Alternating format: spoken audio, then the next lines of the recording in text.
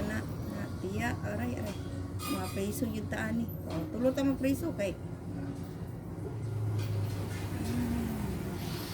aray aray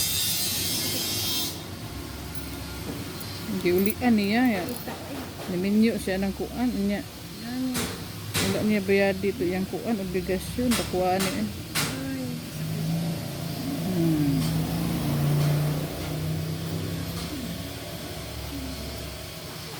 Hmm. Pero na makuha kasi imong lugito na dito ni guli.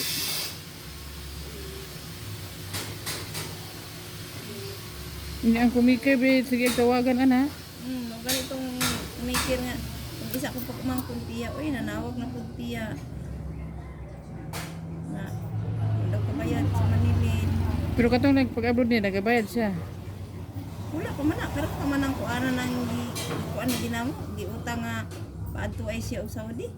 Atong una nga atong tulo ka bulan naglo nakabayad na. Kana na pud bag-on po na karon.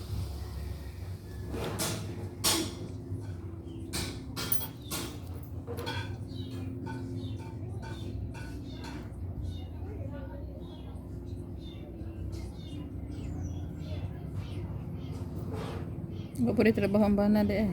Kana yan na drive. Side ka. Igol na sa kaon niya, agor agay. Napay nag-eskwela.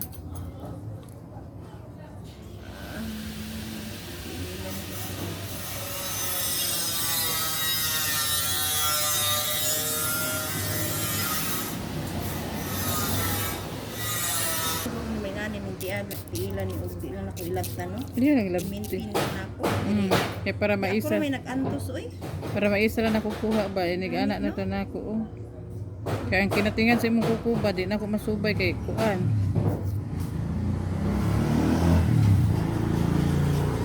Grabing antos na kontiilan eh. Oh, sakit oh. Kaya nagabot dito luglugo naman po nimo.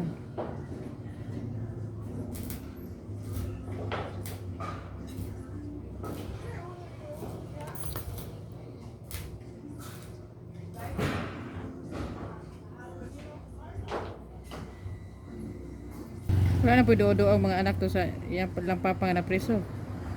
Layo kayo eh. Kaya tuminiduo mig kaisa. Nagsakyanan mi. Kanang yan, para sa mga anak ko. Sus, ginoo ko pa tuwaron pa dito. Buan imong tan-aw nimong lubot. Nagtuwad ka. Oh, kaya lang nakasulod naman ko dito. Pisti ako na di ko eh. Ubuon imong aray imong kuan.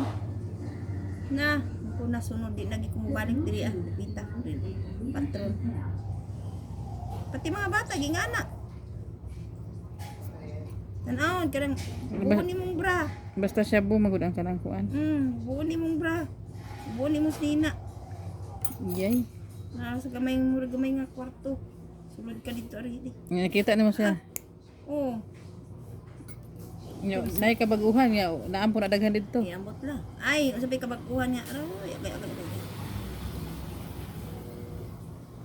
Diya pa lang gani oh. Pagka-preso pa lang niya diri sa Davao nga abi ko mag-diintugikan tong kwartaha. Na iyang pakuha sa kuan kuha ko og 23,000. Di anam-anam niya gihatag. Nya kay iyang ipakuan sa mga bata gitigum